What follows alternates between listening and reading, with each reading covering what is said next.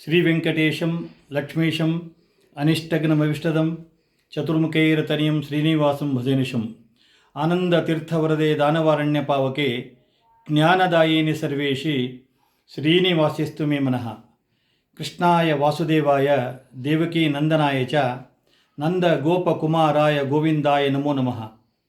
ಆಚಾರ್ಯರ ಮಧ್ವ ಪರಂಪರೆಯಲ್ಲಿ ಬರುವ ಎಲ್ಲ ಇತಿಶ್ರೇಷ್ಠರಿಗೆ ದಾಸವರಣ್ಯರಿಗೆ ನಮ್ಮ ನಿಮ್ಮೆಲ್ಲರ ಮುಖಾಂತರ ಶಿರಸಾಷ್ಟಾಂಗ ನಮಸ್ಕಾರ ಸಲ್ಲಿಸ್ತಾ, ಶ್ರೀ ರಾಘವೇಂದ್ರ ಸ್ವಾಮಿಗಳ ಆರಾಧನಾ ಸೇವಾ ಸದ್ಭಕ್ತರೇ, ನೆರೆಹೊರೆಯ ಕಾಲೋನಿಯ ಬಂಧುಗಳೇ, ವಿಶೇಷವಾಗಿ ಆಚಾರ್ಯರ ಮಧ್ವ ಪರಂಪರೆಯಲ್ಲಿ ಬರುವ ಎಲ್ಲ ಇತಿಶ್ರೇಷ್ಠರಿಗೆ ಮತ್ತು ದಾಸವರಣ್ಯರಿಗೆ ನಮ್ಮ ನಿಮ್ಮೆಲ್ಲರ ಮುಖಾಂತರ ಶಿರಸಾಷ್ಟಾಂಗ ನಮಸ್ಕಾರ ಸಲ್ಲಿಸ್ತಾ, ಇವತ್ತಿನ ನುಡಿ ಸ್ಮರಣೆ ನಮನ 288ನೇ ನುಡಿ ಸ್ಮರಣೆ ನಮನ.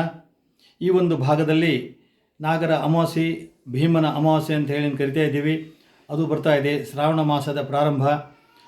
ಮಾಸದ ಪ್ರಾರಂಭದ ಜೊತೆಗೆ ಕೊಪ್ಪರದ ಆಗಿದ್ದ ಕೊಪ್ಪರ ಗಿರಾಚಾರ್ಯರ ಬಗ್ಗೆ ಒಂದು ಎರಡು ಮಾತು. ಈಗಾಗಲೇ ಹೇಳಿದಂತೆ ಕಾರ್ಪರ ಅಂಕಿತದಿಂದ 300ಕ್ಕೂ ಹೆಚ್ಚು ದೇವರ ನಾಮಗಳನ್ನು ಮಾಡಿ ನೀವು ಎಲ್ಲರೂ ನೋಡಿರ್ತಕ್ಕಂಥ ಋಷಿ ಅಂತ ಹೇಳಿದರೆ ಕೊಪ್ಪರ ಗಿರಾಚಾರ್ಯರು.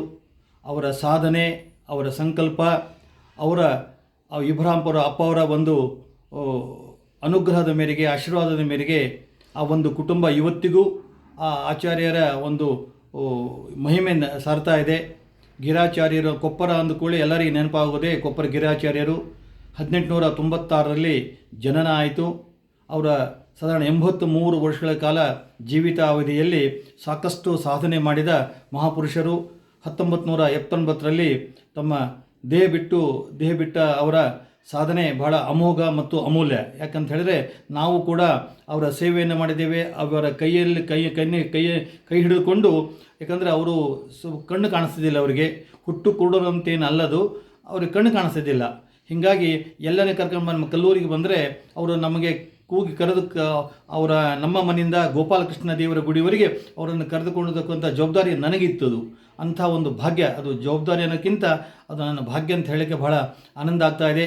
ಅಂಥ ಕೊಪ್ಪರ ಗಿರಾಚಾರ್ಯರ, ಯಾಕಂತ ಹೇಳಿದ್ರೆ ಒಂದು ಸಾರಿ ಮಂತ್ರಾಲಯಕ್ಕೆ ಹೋದಾಗ ಇದು ವೈಶಾಖ ಮಾಸ, ಅವರಿಗೆ ತಲೆಯಲ್ಲಿ ಏನು ಬಂತು, ತುಂಗಾಭದ್ರಾ ನದಿಯಲ್ಲಿ ನಾನು ಸ್ನಾನ ಮಾಡಬೇಕು ಅಂಥೇಳಿ. ಆದರೆ ನದಿ ಮಾತ್ರ ಭಾಳ ದೂರ ಹೋಗಿದೆ. ಸಾಯಂಕಾಲ ಬಂದರು, ಎಷ್ಟೊತ್ತಿದ್ರು ನಾಳೆ ಬೆಳಿಗ್ಗೆ ನಾನು ನದಿ ಸ್ನಾನ ಮಾಡಬೇಕಂತ ಹೇಳಿ. ಯಾಕಂದರೆ ಅಲ್ಲೆಲ್ಲ ಮಂತ್ರಾಲಯದಲ್ಲಿ ಬೆಳಗ್ಗೆ 7 ಗಂಟೆಗೆ 6:30 7ಕ್ಕೆ ಬಿಸಿಲು ಪ್ರಾರಂಭ ಆಗ್ತದೆ. ಆ ಕಾಲಕ್ಕೆ ಅವರು ಅವಾಗ ಇನ್ನೂ ಉಸುಗು, ಸುತ್ತಮುತ್ತಲ ಪ್ರಾಣಾಂಗದಲ್ಲಿ ಉಸುಗು, ಗುಡಿ ಮುಂದೆ ಮಲ್ಕೊಂಡು ಎಲ್ಲರೂ ಕೂಡಿ ಮಲ್ಕೊಂಡಾಗ ಅವರಂದರು ಎಷ್ಟೊತ್ತಿದ್ರು ಬೆಳಗ್ಗೆ ನಂಗೆ 6:30 ನೀವು ಕರ್ಕೊಂಡು ಹೋಗ್ರಿ ನದಿ ದಂಡಿಗೆ, ತುಂಗಭದ್ರಾ ನದಿ ಸ್ನಾನ ಆಗಲೇಬೇಕು ಅಂತ ಹೇಳಿ. ಆದರೆ ಅವರು ಅಳಿಯಂದರು, ಶಿಷ್ಯಂದರು ಎಲ್ಲರೂ ಇದ್ದರು.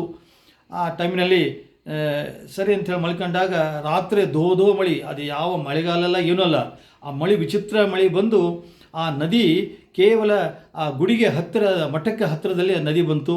ನಿಜವಾಗಲೂ ಅವರು ಹೇಳಿ ಅಲ್ಲಿ ಸ್ನಾನ ಮಾಡಿ ಹೇಳಿದ್ರಂತೆ, ನಾನು ಸಂಕಲ್ಪ ಮಾಡಿದರೆ ಭಗವಂತ ಅದನ್ನು ನಡೆಸಿಕೊಟ್ಟ.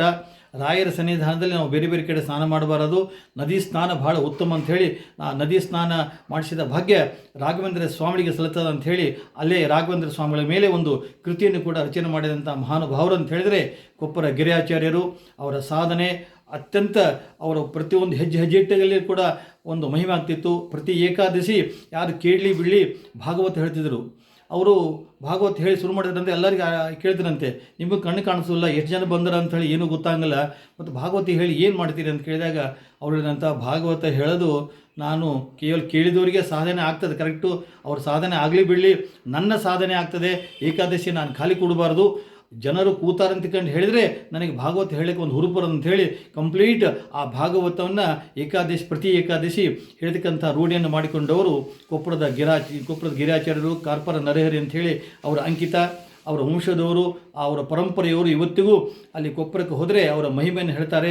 ಆ ಕೊಪ್ಪರ ಗಿರಾಚಾರ್ಯರು ಅವರಂದರೆ ಅವರ ಸಹಪಾಠಿಗಳು ಯಾರಂತ ಹೇಳಿದ್ರೆ ಎಳಿಮೇಲಿ ಜ್ಞಾನ ವಿಠಲಾಚಾರ್ಯ ಅವರ ಗುರುಗಳು, ಎಳಿಮೇಲಿ ಹಗಿರವಾಚಾರ್ಯರು ಅವರ ತಂದೆಯವರು. ಅಂದರೆ ಅವರ ತಂದೆಯವರ ಕಾಲ ಅಂತ ಹೇಳಿದ್ರೆ ಸುರಪುರದ ಆನಂದ ದಾಸರ ಕಾಲ, ಅಂಥ ಶ್ಯಾಮಸುಂದರ ದಾಸರ ಕಾಲದಲ್ಲಿ ಅವರು ಜೀವಿತಾವಧಿಯಲ್ಲಿ ಅವರೊಂದಿಗೆ ಸಾಕಷ್ಟು ಒಡನಾಡಿಯಾಗಿದ್ದರು. ಅಂಥ ಸಾಧಕರ ಮಹಿಮೆ ಇವತ್ತಿನ 282ನೇ ನುಡಿ ಸ್ಮರಣೆಯಲ್ಲಿ ಬಂದಿದೆ. ಪ್ರತಿಯೊಬ್ಬರು ಅವರ ಹಾಡುಗಳನ್ನು ಹಾಡ್ರಿ. ಅವರು ಪ್ರತಿಯೊಂದು ಆರತಿ ಹಾಡು ಹಾಡಿದ್ದಾರೆ, ತುಳಸಿ ಮೇಲೆ ಹಾಡಾಡಿದ್ದಾರೆ. ಅವ್ರ ಮೇಲೆ ಅವರು ಮಾಡದ ಹಾಡುಗಳಿಲ್ಲ. ಕೈಡಿಗೆ ಬಯಲಾಟದ ಹಾಡುಗಳನ್ನು ಕೂಡ ಮಾಡಿದಂಥ ಮಹಾನುಭಾವರು ಅಂತ ಹೇಳಿದರೆ ನಮ್ಮ ಕೊಪ್ಪರದ ಗಿರಿಯಾಚಾರ್ಯರು. ಅವರ ಸ್ಮರಣೆಯನ್ನು ನಾವು ನೀವು ಮಾಡೋಣ ಅಂತ ಹೇಳ್ತಾ ಇವತ್ತು ಭೀಮನ ಅಮಾವಾಸ್ಯೆ ಜೊತೆಗೆ ನಾಗರ ಅಮಾವಾಸ್ಯೆ ಅಂತೇಳಿ ಕರೀತಾರೆ. ಅಂದರೆ ನಾಗರ ಪಂಚಮಿ ಬರ್ತಕ್ಕಂಥ ಮುನ್ನಾ ದಿನ ಇದು. ಆ ನಾಗರ ಅಮಾವಾಸ್ಯೆ ದಿವಸ ನಾಗ ದೇವತೆಯನ್ನು ಕೂಡ ಪೂಜೆ ಮಾಡತಕ್ಕಂಥ ಪದ್ಧತಿ ಬಹಳಷ್ಟು ಕಡೆ ಇದೆ. ಅದರ ಜೊತೆಗೆ ಭೀಮನ ಅಮಾವಾಸ್ಯೆ ಎಲ್ಲ ಪತಿವ್ರತ ಸ್ತ್ರೀಯರು ಗಂಡನ ಸೇವೆ ಮತ್ತು ಗಂಡನ ಪಾದ ತೊಳೆದು ಮಾಡ್ತಕ್ಕಂಥ ಒಂದು ಪರ್ವಕಾಲ ಕೂಡ. ಅಂತಹ ಒಂದು ಭೀಮನ ಅಮಾವಾಸ್ಯೆ ಬಂದಿರತಕ್ಕಂಥ ಈ ಶ್ರಾವಣ ಮಾಸಕ್ಕೆ ಶ್ರಾವಣ ಮಾಸ ಅಂತ ಹೇಳಿದರೆ ಹಬ್ಬಗಳ ಮಾಸ. ಶ್ರವಣದಿಂದ ಶ್ರಾವಣ ಮಾಸ ಅಂದರೆ ಶ್ರವಣ ಅಂತ ಹೇಳಿದರೆ ಭಗವಂತನ ಚಿಂತೆಗಳನ್ನು ಕೇಳೋದು, ಭಗವಂತನ ನಾವು ಸ್ಮರಣೆ ಮಾಡುವುದೇ ಅದು ಭಾಗವತದ ಒಂದು ಮೇನು ಸಂದೇಶ.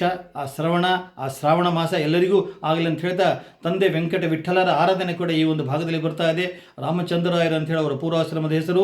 ಸಾಧಾರಣ 19ನೇ ಶತಮಾನದಲ್ಲಿ ಸಾಧಾರಣ 450ಕ್ಕೂ ಹೆಚ್ಚು ಕೃತಿಗಳನ್ನು ರಚನೆ ಮಾಡಿದಂಥ ದಾಸರು ಅಂತ ಹೇಳಿದರೆ ನಾವು ನೀವು ನೋಡಿದ ದಾಸರು ಮೂಲತಃ ಚಿತ್ರದುರ್ಗದ ಊರವರು. ಅಂತಹ ಅವರು ವಿಜಯರಾಯರ ಮೇಲೆ ಮಾಡಿದಂಥ ಕೃತಿ, ಆ ಕೃತಿ ಯಾರಿಗೂ ಹೇಳಿಕೊಡಲ್ಲ.